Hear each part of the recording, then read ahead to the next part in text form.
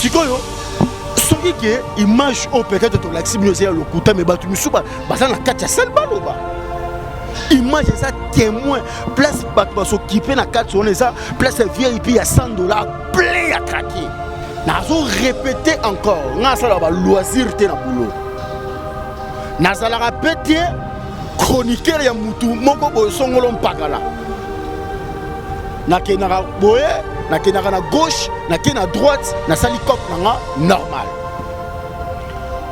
nalobaki na bino ke nga tellement héritier alobaka trop par rapport ya bargument na ye par rapport ne bato balobaka héritier esengaki nga moko en perso ke moto abetela nga lisolo te nga mona koma sur le lieu natala concert ya héritier mpe na filme moni maboko na nga oyo vérité ça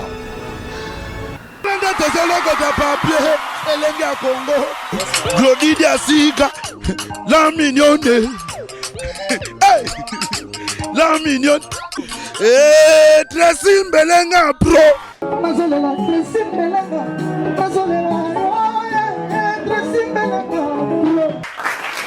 maman nangaye promotion bonne année et Cannes 2017 ayuna la box Orao Télécom avec Wi-Fi pour recevoir plus de 200 chaînes dans la télévision à Bino.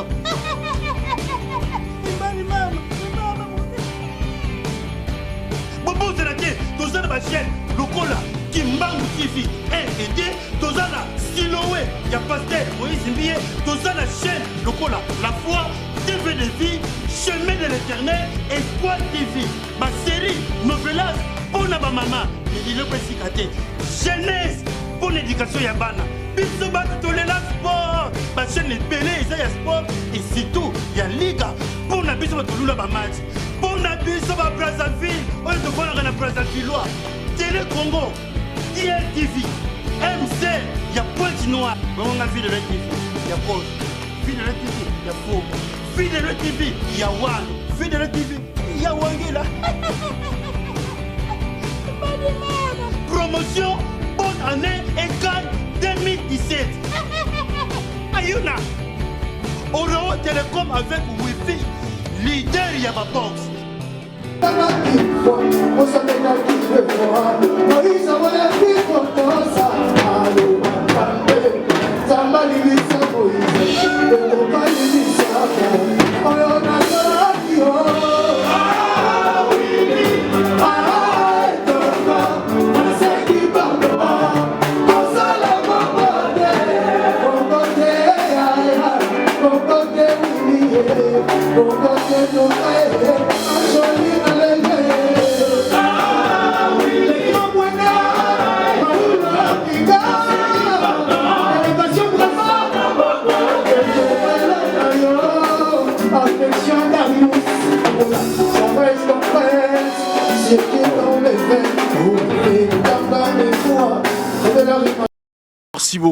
Merci beaucoup à vous tous qui êtes branchés maintenant à travers le monde.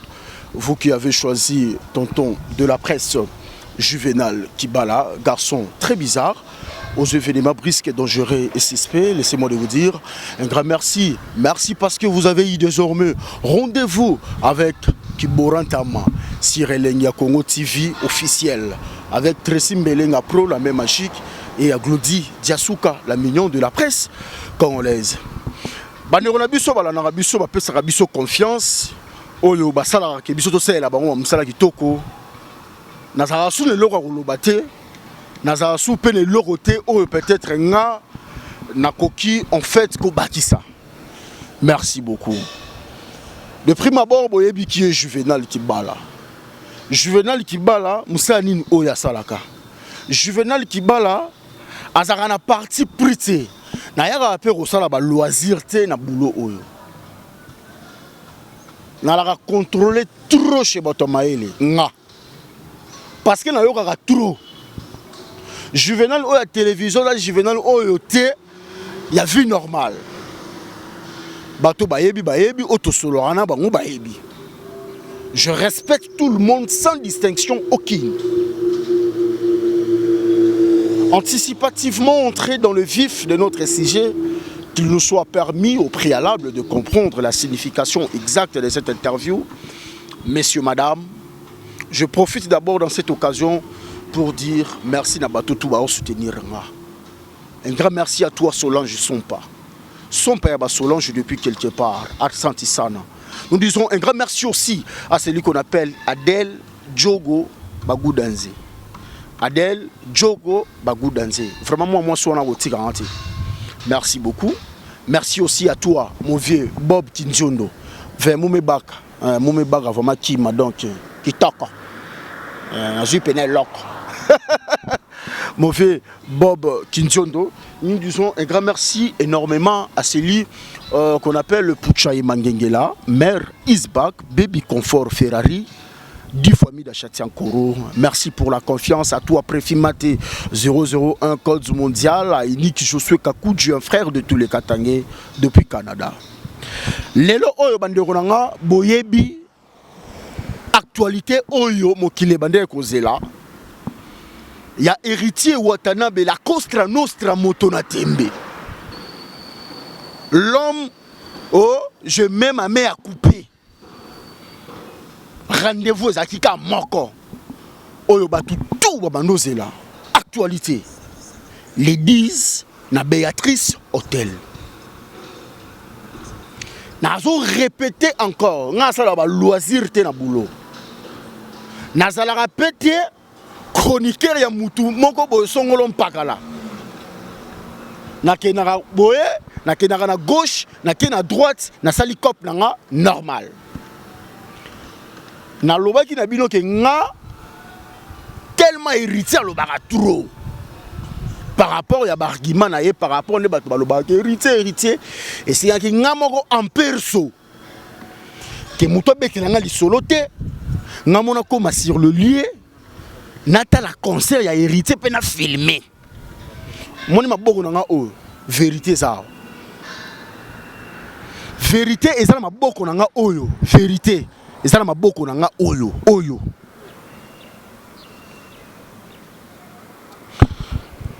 Concert et salami billet $50. VIP $100. Entrée nanga bo mona tindenge ba en fait bazo senganga billet na bandi depuis libanda tito okota na kati na ça nous analyse oyo par rapport ya concert ya hier parce que bato bele balinga profiter na kati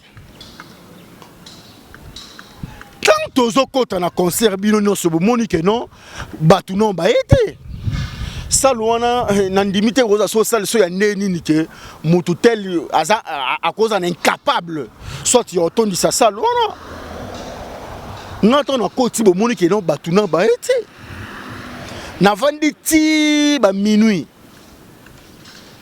tant yé moko la pulga moto na tembe à koti non c'était de la bonne musique encore une fois la grande équipe de l'India Congo ils ont félicité héritier Watanabe, la Pulga, la Costra Nostra Motonatembe. Une très belle concert, une très belle musique. Musique intelligente. Oh, Bissonyo Sotoyoki. Et ça lui plaisir na ba mélomane, ba délégation. Il y a France, délégation, il y a Bruxelles. Musique et bétamiki toc. Salle plein à craquer. Mais les images sont là. Pourquoi besoin de comme si les images étaient mais les images ezali ça la ngoya Béatrice oyo ke bokoza na ba doute ke moto tela otuni sango te ça la ngoza ndenge nini ça la ngoza ndenge nini ke oyo bokoza na ba doute ngana moni salle wana na niveau auto komi ba ine na habité so bato ba botami wapi bato ba circuit awa na kata salle ba wuti wapi bato bazo kota na kati ya salle wana ba place ezate na misu na nga cameraman nga Nicolas Osombia aza ko capter ba image nyonso azo filmer ba image tout bato misusu ba telemi na sima ba kiti ezate mais je suis étonné Lelo oyo par rapport à la polémique banale par rapport à héritier Watanabe. Je suis vraiment étonné quelque part. Oh, Tony si saleté, oh, Sali Boye, oh, Boyna Boye, Makamompia Kebandi. Je suis vraiment étonné. J'ai retenu beaucoup de choses dans tout ça. C'est la haine qui règne autour de Congolais, la jalousie. Rien d'autre que la jalousie. Monto ça la bien, ma bé. Monto ça la ma bé, ma bé. Enfin. Enfin. Et chose étonnante, beaucoup de bâtis, parce que les bosso, que ça les tondité. Mais tant que l'accibino que ça les tondi, bon, mon iba image, oh, aben ici ba chroniqueur, aben ici ba massa na ye, ne ba tondi ici place. Donc, ici car tout, bosso lugaka place raison et cause à la té. On a un fanatique à héritier. Mais sauf vérité ça, non, le bonhomme que vérité zali.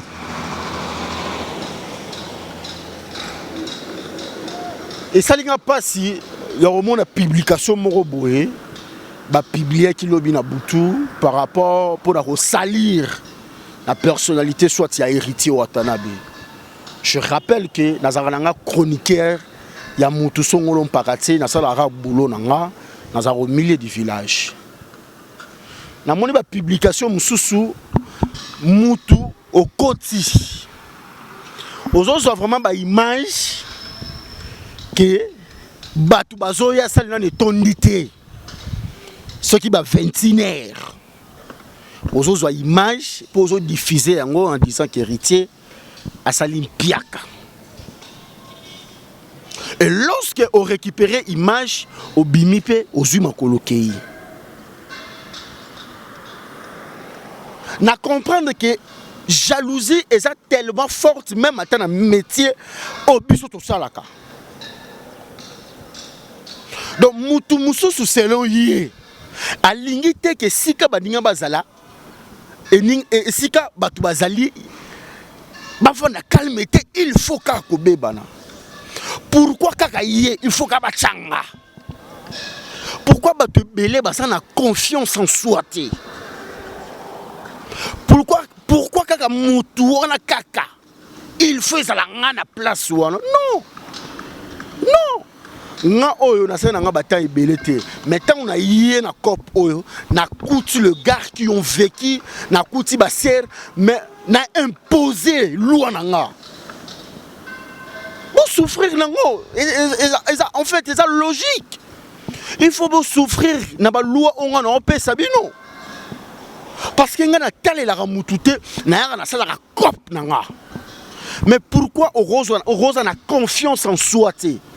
Jalousie et pas na yo et ça le rôle là et l'oro morobo. En fait, je ne saurais peut-être pas à mesure de vous en dire plus, mais jalousie et pas na yo et ça le rôle là et l'oro morobo et pas na yo c'est normal. Pourquoi comme ninga on est lié ça là. Parce qu'on a kanda on a rose ba vidéo ya mabe o yo peut-être au filmer au poster, au lobby, n'importe quoi. Bon, mon présence, il y a Ken Piana, bon, mon présence, il y a Vincent, il y a Freddy, il y a Juvenal, Jaël Chaud,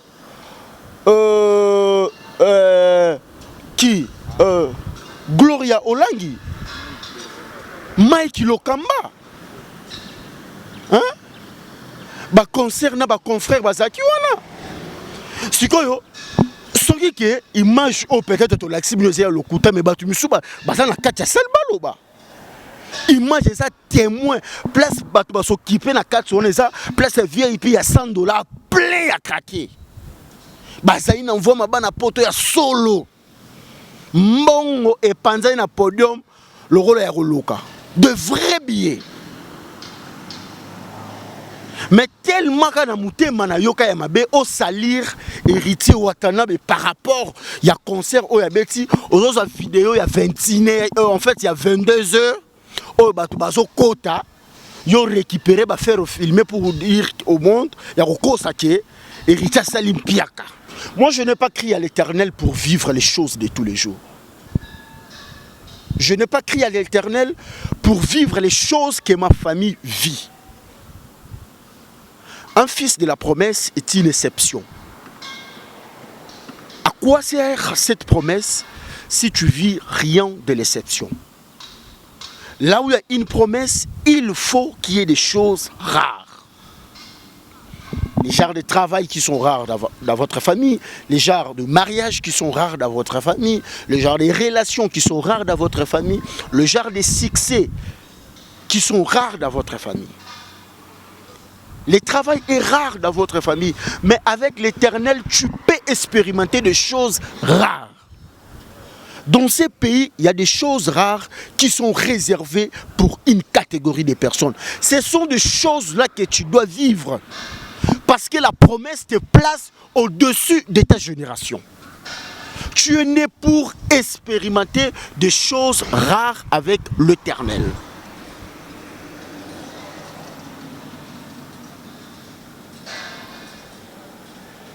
Pour expérimenter des choses rares avec l'Éternel. Tu n'es pas appelé à te réjouir comme tout le monde. Tu n'es pas appelé à te limiter là où tout le monde est limité. Mais toi, tu vas néanmoins expérimenter des choses rares. Des choses que personne en fait a effectué dans ces pays.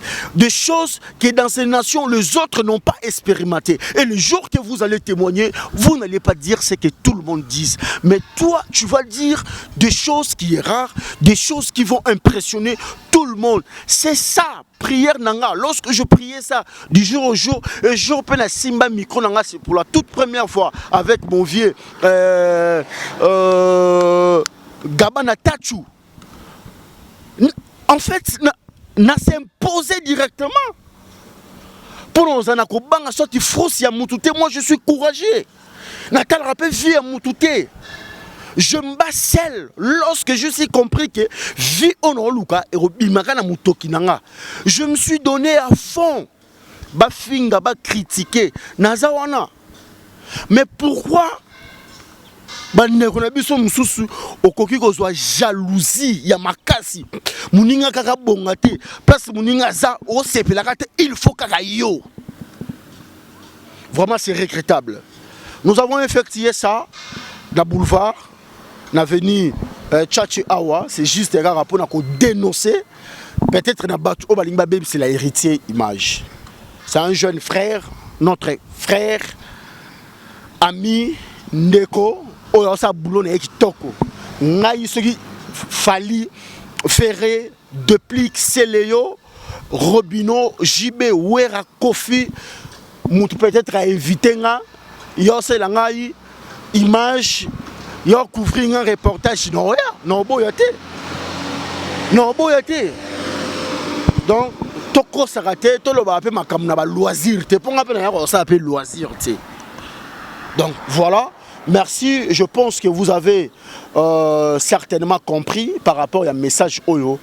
Et un concert et l'équipe qui toko makasi, ba billet et tegami batumisuku ba place et zangi, batumisu ba telemi dans Mongo et Sopani il y a des gars. Encore une fois, félicitations à la team Wata et la grande groupe équipe, il y a production Oyo Salem Moussana au lobby na hôtel Béatrice. Donc on est là biso elengia Congo to salpeka boulot na biso to accompagner juste les gars bango pour ça la bino plaisir. Merci énormément à vous tous ceux qui étaient branchés. Bino obozu mwata na bino yolananga arsanti sana na confiance la bino. Restez toujours branchés. Et sika ya malamu eza to loba malamu.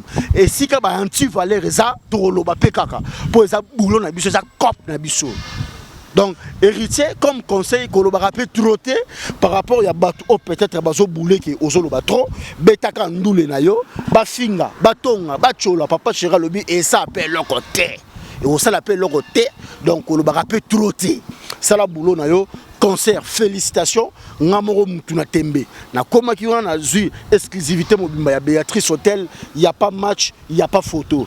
Donc Arsanti Sana encore une fois félicitations. Merci na bandeko na biso tout balandi biso, bozala toujours branché les lignes ya Congo. Toza wana to bana ko accompagner bandeko na biso ba musicien oyo sa musana ya bien au pas reconnaître médias toza la wana pour na ko soutenir. Merci à Epucha et Mangenge la mère Isbak Baby Comfort du famille de Chatiankoro. Nous disons un grand merci aussi à mon vieux Bob Kinjondo, préfet Maté 001 code mondial et ça appelle le côté. Et Nick Josué Kakoudio ma solo. Donc Solange Sompa Solange depuis quelque part. Adèle Djogo Bagou Danger, Balanchou Magila Balançoire, fanatique tout. Il y a Juvenal. Donc on est ensemble, il n'y a pas de souci. Batekindo qui va sominganga va saler le roté avec les nababa, baolia na butu courant été. Non na oyeb samnia ke courir qui très simbelenga pour la même magie que Claudie Diasuka. Ko boya pe satana ya kalate pour Angelu Asika oyozu na loye bizaye na été. Lobi na concert à wata. Et ça les gars Miringa boucle. Congo, Claudie Diasuka, la mignonne, hey, la mignonne, Tracy Mbelenga pro.